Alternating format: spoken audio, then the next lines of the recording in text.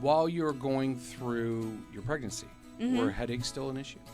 They got worse with my pregnancy, and the doctors had told me because of the hormones that migraines tend to come more frequently because of the hormonal changes you go through when you're pregnant. So you're a single mom. Yep. How were the migraines at that point? They were still bad, but I'd say at that point I was in survival mode. I can't even count the number of medications that they put me on because there were so many of them. The Titas behind me, whipping me with what it felt like a cactus.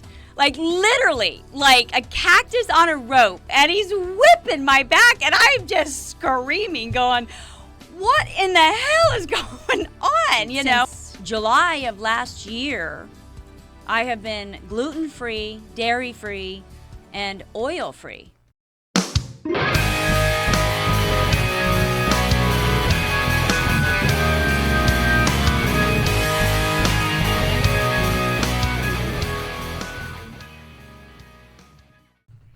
Hello, everyone, and welcome to another episode of Truth on Tilt. I am Dr. G. I am here with a very special guest tonight.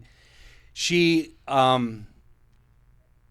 is very close to me. She is my sister-in-law, but her story is pretty amazing. Her name is Angela, and she's actually been a sufferer for a long time. And no, it's not her husband, and no, it's not her in-laws. It's she's had some pretty bad stuff going on as far as when it comes to medical issues. She's had a pretty good medical history. We won't probably get into that, but I really wanted her here because one of the biggest things that people suffer from, and no one really understands what that is until you actually have one, is how debilitating migraines can be. Migraines can be absolutely awful. And when I knew Angela, I was guaranteed at least 2 or 3 a week when she would be visiting or we'd go visit her. So I just want to make sure that everyone understands that there are people who understand this problem because they've lived it. And I want Angela here because her story is pretty remarkable. She's, I don't want to say she's cured it because that would jinx it, but she's actually able to have a good, very good quality of life now. So, Angela, welcome to the show. Thank you very much, Gersh. I appreciate you having me on the show. When it comes to like what's been going on, why don't you give the listeners a little bit of history about how long you've been suffering, how bad they were, all those things. And then we can go ahead and then go from there. Sounds good. So I have been suffering migraines all my life, as long as I can remember as a kid. And, my parents thought maybe I needed glasses or, I was partially blind or, I was getting a lot of headaches. And couldn't understand why, but my dad suffered migraines. So, it didn't take long to realize that they say it's hereditary. So since my dad was suffering migraines most of his life, and my grandpa, his dad, suffered migraines most of his life, we just took it that it is hereditary, and it's just something that we're going to have to deal with. So, as a young kid, I remember going to school and going to the school nurse because my head hurt, being sent home because my head hurt. But it was a very young age that I did start suffering what I thought at the time were headaches, but they were classified as migraines. Now, did your sister have migraines as well? No. Or is it just you? It was just me. My sister did not have migraines. I was the lucky one. So when you started this in high school, would the nurses believe you, or was it more of a you just got to trust my daughter type of thing? At first it was believable, but when I was in the nurse's office every week with a headache, it turned into excuses on their part. they would just basically say, enough's enough, and, just go back to class, or, So I think initially they believed that I had a headache. But I think because it got repetitive, that it started to get, well, I think you're just trying to get out of school. And little did they know that I actually loved school. I loved class, and I loved school, and I hated missing it. You graduated high school, I did. and then at some point you got married, I did. and then you had children. I did. While you were going through your pregnancy, Mm-hmm. were headaches still an issue? They got worse with my pregnancy, and the doctors had told me because of the hormones that migraines tend to come more frequently because of the hormonal changes you go through when you're pregnant. So I have 2 kids, and yes, I had migraines severely during my pregnancies. And the awful thing about that is the medication got very limited because of my pregnancy. When these headaches started, when you were high school, young, and married, having kids, would the medication work at that time? At the time, yes, but mainly what they would do is at that time, even when I was pregnant, because they got so bad that they would give me a shot of Demerol. They would kind of just want to get the pain eased up, and they did, because most of the time they just wanted to get me to go to sleep because the pain would go away when I was sleeping. So I remember I was a little nervous with my pregnancies because they would give me the shot of Demerol, and I'm like, is this safe? Is this okay? And and they said it was putting stress on the baby with me being in so much pain. And they told me at the time, and this was 35 years ago, that it wouldn't harm the babies. Well, that was also the same time that we would use, our arm to protect our kids as a seatbelt. Yeah, exactly. Yes. Things have changed. Things have changed. Did they ever mention at all when you were pregnant there was a chance that Demerol would get through the placenta and to the baby itself and also activate any of the morphine receptors in their body? No. They told me that it was safe, to use. So you have your children. Yes. And did you breastfeed? Yes, I did. Both of them. Did the breastfeeding lead to any migraines? Not that I can recall. I had at that time, the pregnancy, the migraines got worse. After the pregnancy, they kind of went, if you want to call it, go back to normal, which was, a few times a month. So they kind of went back to normal after the pregnancies. During the pregnancies, I probably had them about once a week, which got pretty bad. Now, back then, the diagnostics technology was starting to come, and I know they had MRI, I know they had CT. Did you have a lot of diagnostics done back then? No, I did not, because back then, like you said, the technology hasn't really caught up yet. But again, back then, it was just, you have migraines. There's no cure, there's no treatment. Anyone ever mentioned to you, because of your blue eyes, maybe it was the sun that could be triggering the migraines? Nope. They just said that it's hereditary. You were lucky to be born with it, follow your dad, and that was pretty much it. Now, your dads, were they really that debilitating? Do you remember times he couldn't get out of bed? He was just laying in bed all day and you didn't really know what was going on growing up as a kid? Yes, I do. Significantly. I can remember that he'd have to go in his bedroom. My mom would have to get a cold washcloth, make the room really dark, and he was just miserable. I can remember him coming home from work and doing that. So, yes, I have that memory of him, pretty significantly, of him suffering from them. Now, your first marriage did not end up well. No, it did not. It's no secret. You talk about it publicly. That's right. When the marriage started going bad, did the migraines really kick up then? Yes, they did. And the doctors would tell me that reduce your stress level because stress is going to be a trigger for you. And, easier said than done. A lot of people can't control their stress level. But that's what the doctors told me is you got to reduce your stress level so the migraines aren't as frequent as they are. If it makes you feel any better, that's what doctors still say to this day, too. You got to control your stress level. Oh, absolutely. It's They like, do. Walk a mile in my shoes, bud. I mean, Yeah. life is difficult. Yeah. You're a single mom. Yep.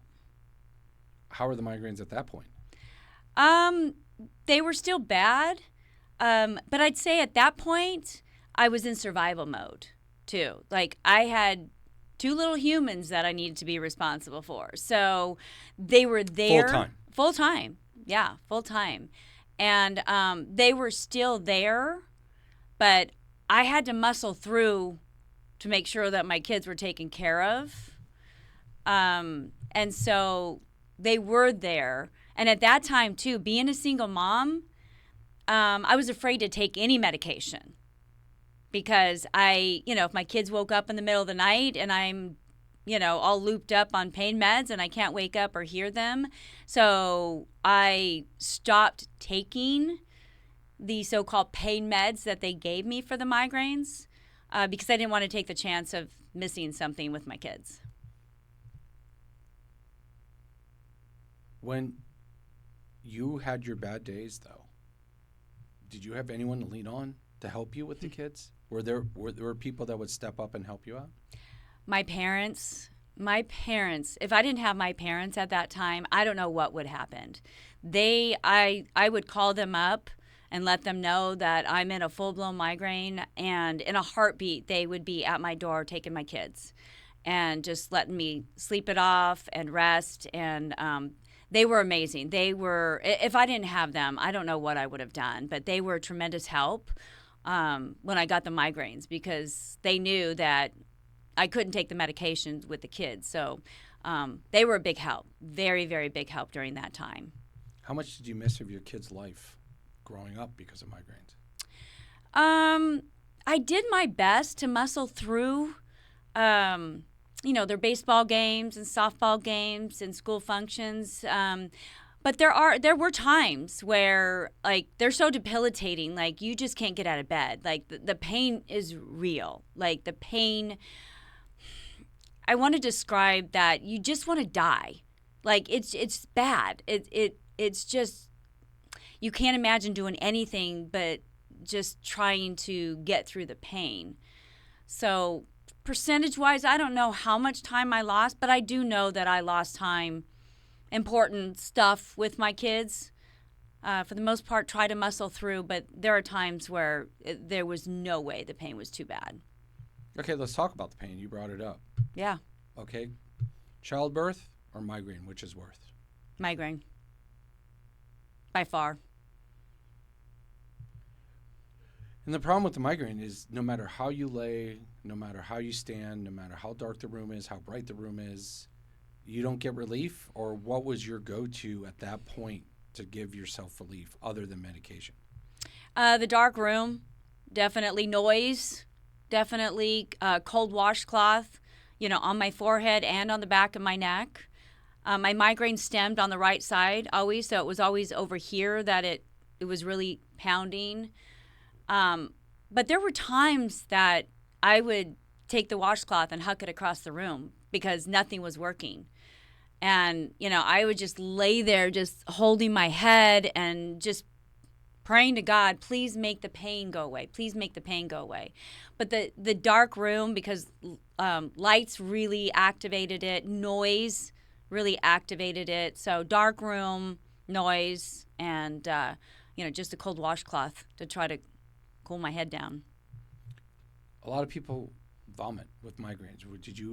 Have you ever get like GI signs as well? Yes, I did. I knew they were really bad when I'm not a person that vomits a lot, but nausea. I got a lot of nausea with it, but there were occasions, and that's when I knew that they were really bad, is when I actually vomit with it.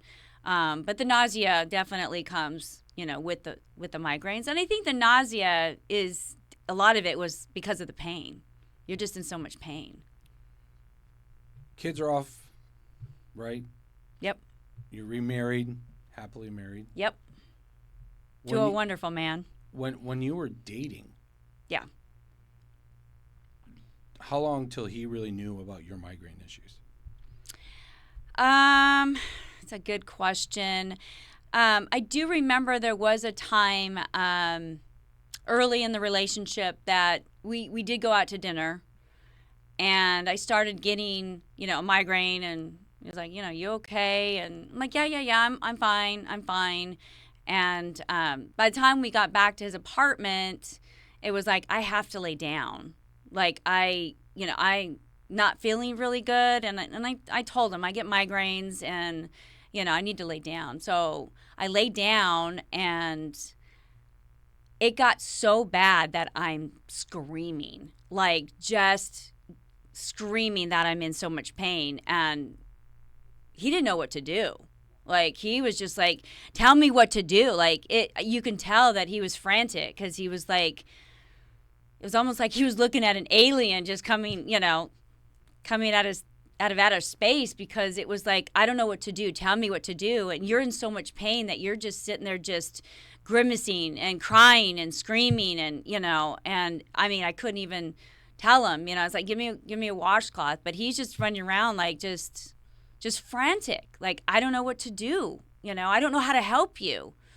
And that conversation kind of extended into the next morning when the migraine wore off, and he's like, what was that? And I says, that's the migraine, and he said, well, you got to let me know, what can I do to help you when that happens, so from the very beginning, it was very supportive on, I thought for sure it's like, oh, this guy's going to run for the hills, because that was not a very pleasant experience to witness. But all he wanted to do was to find out, when that happens again, what do I need to do to help you in that situation? And unfortunately, there's not much. Well, I know your husband. He's not a runner, so you were okay. He might have crawled to the hills. But when you're at this point in your life, did you see yourself as having migraines as a crutch, or I'm just going to have to live with this and figure it out? I learned early on, because doctors have told me early on that there's no cure for it, and you're just going to have to live with it. So I've just learned early on at a young age that, this is just something I'm going to have to accept, and I'm going to have to live with. And there were times that I thought, okay, I got this. If I really concentrate, it's a mind over matter. I'm always about, you can do anything you put your mind to. I was trying that. I was like, okay, I'm going to have to live with this. But I was trying, okay, I'm not in pain. I was trying to get that mind over matter thing. It just wasn't working. I mean, the pain is so real that it just takes over your body, and you lose control. And that's one of the things that I hate in life, is I don't like not having control over stuff like that. And it's an awful feeling knowing that you have no control of when these migraines are going to happen, and then you have no control over when the pain is going to stop and how bad the pain's going to be. How many medications have you been on by this point? Before you married my brother-in-law. I can't even count how many. I mean, there were so many medications. I told you about my pregnancies, and early on, even before the pregnancies and probably after the pregnancies, I'd end up in the emergency room because my pain was so bad. And they would always shoot me up with what they call the migraine cocktail, and they'd shoot me up with Demerol, and then I can't remember the name, but an anti-nausea medication. And then they'd send me home, and I would pass out, and then I wake up, and then I'm okay, because you just got to sleep off migraines. And as I got older and the migraines started getting worse, then the doctors were then telling me that, oh yeah, pain medicines don't work. The Percocets, the Vicodins, they don't work for migraines, even though they're pain meds. You need actual medication that is going to get in your brain and stop the sensors from going off. So then they started putting me on these different medications to try to trigger those sensors in my brain, the pain sensors. And I went to the best of the best, the best doctors, the best neurologists, the best hospitals, and all they kept doing was like trying these medications. Well, this didn't work. Okay, well, and they would tell me that, all right, we're just not finding the right combination of medications. So they would, let's try this combination. Well, that wouldn't work. Let's try this combination, and that wouldn't work. So I can't even count the number of medications that they put me on because there were so many of them. And those medications that way they were putting me on actually started causing other health issues, because now I'm going in for a physical and I've been pretty healthy all my life, and now all of a sudden they're like, oh, you have a cholesterol problem, or there's something going on with your heart. I'm like, I've never had that before, And then you start researching those medications, and it's like, oh, that medication, one of the side effects is high cholesterol, or one of the side effects is heart disease. I mean, come on, you can't even watch a commercial about a medication without, 5 minutes of it being all the side effects. So actual medications, I couldn't even give you a number because there were so many different medications that doctors put me on. Now, you've tried all the Western medicine techniques. What Eastern medicine techniques did you try? Well, one of the Western medicines that I didn't mention is they actually gave me chemotherapy treatment. They put me in the hospital for 7 days. They hospitalized me, and they gave me a chemotherapy treatment, and that didn't work. But the Eastern medicine, because it's like, okay, nothing is working with the medications. And if I'm going to the best of the best and that's not working, what else can I try? I've tried acupuncture.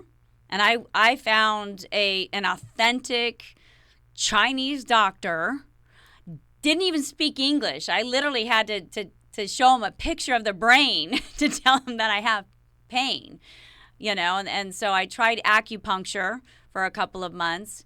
What's crazy about the Eastern medicine, too, I have to say, is when my family members and my loved ones knew that I was suffering and knew that the medication didn't touch it and didn't work, you would be so surprised. Everybody is coming to me with different ideas, different concoctions. I had my sister-in-law tell me, oh, I read that if you put your feet in hot water as you can stand, that's going to cure the migraines.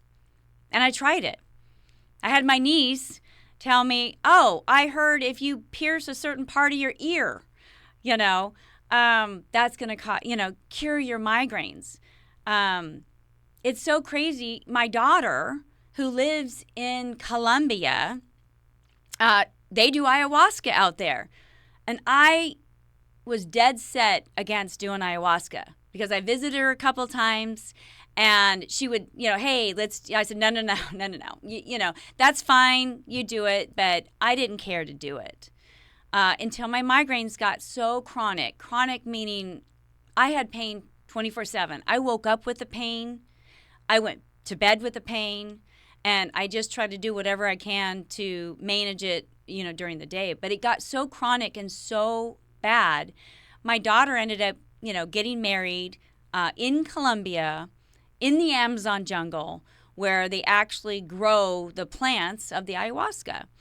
And she says, Mom, I know you have been against this and you don't have to do this, but if you're open to it and, you're really suffering, you're more than welcome to join us, because as part of their marriage ceremony, they were going to do ayahuasca.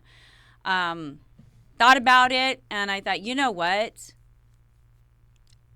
What do I have to lose? I'm trying everything. And when you're a migraine sufferer, you absolutely will try anything to do. So I tried ayahuasca. The problem is I was such in a full-blown migraine by the time they gave me the ayahuasca. It actually made it worse. It actually triggered, and I mean, You were in the middle of the Amazon jungle suffering from a horrible yeah. migraine. So what did they do? Well, it's crazy. I don't know if anybody's been to an ayahuasca ceremony, and this is in the Amazon jungle. So, like, you got the Titas there. I mean, it's authentic. And I had the Titas coming over, and they're chanting, and they're throwing feathers on me and spitting on me, and it's like part of the ritual, right? And then my daughter would come check on me 10 minutes later. How you doing, Mom? And I'm like, I'm not good. Like, I'm still like just grimacing in pain. I'm crying. I'm like, just get me out of here. I don't know what to do. And then they came back to me, and the Taita, they don't speak English, so my daughter's translating. Then they take me, like, we're in this tent, which is super crazy, a tent that has like the fire going and everything. And she says, Mom, okay, you got to come with me. And so she takes me outside behind the tent. And again, I'm just in pain. I'm doing whatever. I just want it to be over. Like, I just want my pain to go away. And so she takes me behind the tent and sits me on a rock and tells me to take off my shirt. I had a bra and a sweatshirt on. And she's like, take off your shirt. And I'm like, okay. And it's a little chilly. And next thing I know, the Titus behind me, whipping me with what it felt like a cactus. Like, literally, like a cactus on a rope. And he's whipping my back, and I'm just screaming, going, what in the hell is going on, And then my daughter and her husband are praying, and I am just sitting there screaming, just absolutely screaming, and finally I said enough. I said, enough, please, I can't. This is, you're not, this is not helping. And after that, I put my sweatshirt back on, and I just literally, and I'm out in the middle of the jungle, and I just curled up in the fetal position on the ground because the ground was cold, and it felt good on my face and I just curled up, and I just laid there the rest of the night until, because this happens in the middle of the night, and I just laid there until morning, until the sun came up. And I just told my daughter, take me back. Like, that was horrible. I get people ask me, why would you do that? But again, when you suffer and you go through that much pain, you'll do anything anybody suggests, because at that point I was really in a bad place. My migraines were so bad, I didn't want to go on anymore. I remember telling my husband, I can't live like this anymore. I can't go on with this pain. I'm trying. I've lived with it too long. But I said, if we can't find something to give me relief, I don't know how I can live like this. And I've had numerous conversations with him, and I would share that feeling with him quite frequently, because I didn't know what I was capable of doing at that time, when I felt that horrible and that much pain. So I had to make sure I communicated that with him, and he was my rock. I mean, he really, helped me through that. But you're willing to do anything, absolutely anything, to help that pain go away. So yeah, I tried a lot of different crazy things, as you would call it, in Eastern medicine. Well, did you try the medical mushrooms? Did you try ketamine clinics? Like, those are the latest things that people are trying. Did you try those? Do you know anyone who has? What kind of success there's been with that? Yeah, I have thought about it, and I had a lot of people, and I actually, I did have a client of mine that actually told me that, because she suffered from migraines, and she went to a naturopath doctor, and I tried the natural pathway too, Eastern medicine. There's a lot of different Eastern, but I did try the natural pathway too. But she did go to ketamine clinic, and she said it really helped her. It was a game changer. They're monitoring it. I was in the emergency room 3, 4 times a month, 5 times a month in such pain. And I remember one of the times that the ER doctor actually told me and gave me a card saying, you should try ketamine because it has been known to cure the migraines and help the migraines. And it was a thought, but by the time that came around as far as a suggestion, I'd kind of given up. And it was at the point where I was beat down. And it was at the point where I don't want to go through any, the chemotherapy was hard on my body. The ayahuasca, took to recall. I mean, all of the stuff that I did and didn't work, I lost hope. I mean, I don't want to try anything else. I don't want to put my body through any more trauma than it already is. So it was a thought, but at that time, I didn't want to go through anything else. I was done. I was just like, I don't want to do any more. So here we are today. Yep. What was the last time you had a migraine? I did have a migraine a couple weeks ago. But that was only because I ate a certain food that triggered the migraine. So what you're thinking is it's because it's something in the food that's been triggering your migraines all this time. Yeah, interestingly enough, so I like to do cleanses, right? And I'm a real health nut. I want to consider myself a health nut to try to stay as healthy as I possibly can. And so I'm always like trying, different cleanses that pop up, juice cleanses and this cleanse and this is good for you. And I just think it's good to do that to your body every once in a while. And a client of mine actually, said, hey, you should read this book. It's called Medical Medium. And it's all about cleansing. It has certain cleanses for different ailments. And there was one for migraines in there.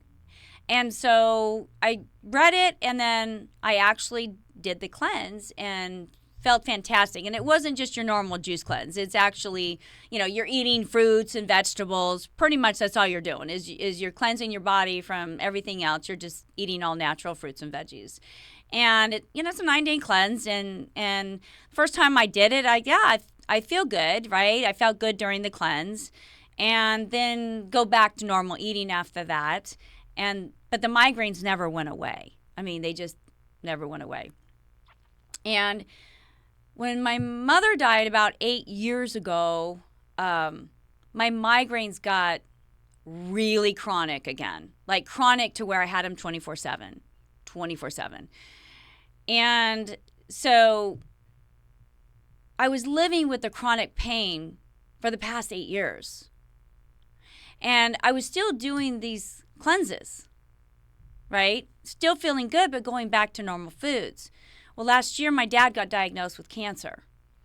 And I was doing a cleanse during his treatments. And I was so preoccupied with him that I continued just kind of eating that way because it was convenient. So I didn't stop. I kept eating the fruits and veggies like the cleanse. You're supposed to do it for 9 days. But I kept eating, even 3, 4, 5 days after that. And my husband said to me, you know what? You have not had a migraine in over a week. It's almost been 2 weeks. And you haven't had a migraine. I'm like, you're right. I haven't. I just thought I was just so on adrenaline because I'm trying to take care of my sick dad. And so my husband started researching like the causes of migraines in our foods. And lo and behold, he came up with seed oils. And he started researching, and about the time I became chronic, seed oils started becoming, a big thing. And he starts researching further and discovers that they're inflammatory and they cause migraines, among other health issues. And so I said, okay, well, let me continue eating this way and, cut out seed oils. And then more research led into, gluten and dairy. I found out eggs are inflammatory, and there's dairy products that cause inflammation. And then it started dawning on me, well, maybe it's the foods I've been eating that have been, triggering the migraines. And so since July of last year, I have been gluten-free, dairy-free, and oil-free. And I was migraine-free all that time until 2 weeks ago. I mentioned 2 weeks ago was my last migraine. It was only because one of the gals in my office, she said, oh, I found these energy bars that has 3 ingredients in it. It has pea protein, coconuts, and almonds. I'm like, well, I can eat that stuff, right? Those haven't triggered migraines. Within 20 minutes, I got a migraine. And lo and behold, pea protein is not just pea protein. It had a whole lot of other stuff in there. So I just go back to saying, you know what, I can't, I'm not eating packaged foods, or I have to be very careful. And I pretty much eat to survive these days. I don't starve myself. I don't go hungry, but I'm eating a lot of fruits and vegetables and lean meat. I mean, it's funny. I was never a red meat eater before, but man, do I enjoy a steak these days because it doesn't trigger anything. And you're very careful what's on the steak, because when I make you the steak, salt, pepper, garlic, right? But which is phenomenal to marinate a steak in, anyways. But salt, pepper, and garlic. That's it. That's it. Nothing else. Yeah, and it's hard to go to restaurants. It's hard to go out to eat because I've got to make sure I can't have any oils. I can't have any gluten or dairy. Gluten and dairy, that's easy these days. That's come a long way. But the oils is the hardest thing because when you go, a lot of meat is marinated.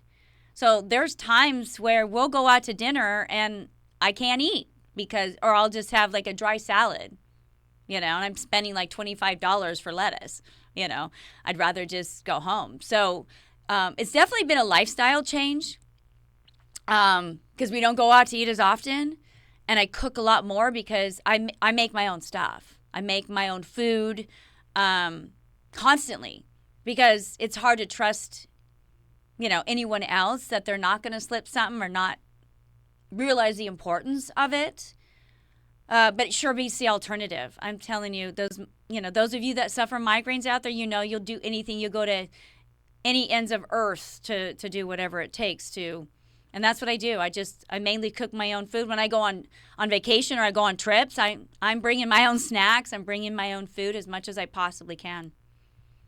I mean, you went, I can't even believe I'll say this. You went from thinking about ending it to now living healthy, happy.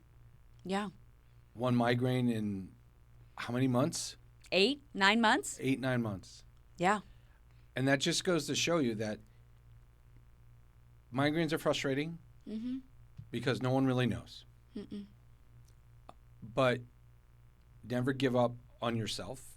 Find yourself a support system and do the research. And I think your story is remarkable because I remember there were days that I would have to help my brother-in-law carry you out to the car, out of the house, because you couldn't even stand up. Yeah. And now here I like you've been out here for 3 days now. Yep. Happy, just keep going. You're just tired. Yeah. Right? Yeah. But I did notice you always make sure you're putting nutrition in your body. If you go calorically negative, do you get a migraine? Oh, absolutely. I mean, I always make sure that I have my snacks with me. I always throw things in my purse. Always. I always have that. I mean, I go the extra mile, obviously. And, before I leave the house, I'll make a smoothie, if I don't have time for breakfast. But no, absolutely. I can't go without eating because that will trigger a migraine. So I just always make sure that I have my snacks. I have food. Even though you're busy, I grab stuff or make it the night before. But no, I always make sure that I have food on hand. Yeah, I made the mistakes of like not having anything, and all of a sudden it's like I start feeling a little weak, and I'm like, I better drop everything and grab something, right now. But I'm really good at making sure I have something with me at all times. So my last question I have for you. Yeah. You having to give up everything that you said you've had to give up, is it worth it to be able to live the way you are right now without migraines? Absolutely. Are you kidding me? I feel like I was born again. And what's crazy about that is I didn't know how good I could feel. I lived with chronic pain for so long that it got normal to me, until it got to a point where I'm trying everything and then I can't go on. But now that I've been pretty much migraine free for 8-9 months, like I literally feel like I was born again. I'm happier. I feel great. I have more energy. I can pursue things. I mean, there are times that it's like I can't work, and I don't want to work. Or my social life went down. Like friends, I didn't want to go out because I didn't know how long I was going to last going out and socializing. Because I try to muscle through my day, and then 5-6 o'clock, I want to go home and go to bed because I try to muscle through my day in pain. So my social life went downhill. So I have more energy. I feel so much better. I do. I feel like I'm born again, and I'm just ready to live life. Ready to live life again. Ready to ride the old bunking Bronco Yeah. one more time. Absolutely. Yep, absolutely. Well, Angela, it was wonderful having you here. Thank you for your story. If any of you out there listening have any questions at all, just send me a message. I'll make sure Angela gets it. We'll get you some response. I'm hoping to have Angela start another platform with migraines, talking to migraine sufferers. You can also hear Angela on her podcast, Yours to Take, Chasing the American Dream, which is your passion project. It is my passion project. Yep, I feel like I'm ready to chase mine and help people chase theirs. And also, I really, really want to make sure that the listeners understand, like, those who do not have migraines will never understand. They don't. But you're not alone. There's always people out there that are going to help you. There's always people out there that are going to want to listen to you and give you some tips. Just take the tips. Whether you go react on them or not, that's up to you. I'm not a human doctor. I'm a veterinarian. Angela's not a human doctor. But this is just a story of how she did it. This is not about medical advice. All she did was change her diet. And Absolutely. that's something very simple. And Angela, again, thank you. Thank you for that wonderful story. It is so great to see a smile on your face. Thank you. I appreciate you having me on, Gersh. Thank you so much. We will see you next time. Truth Untold.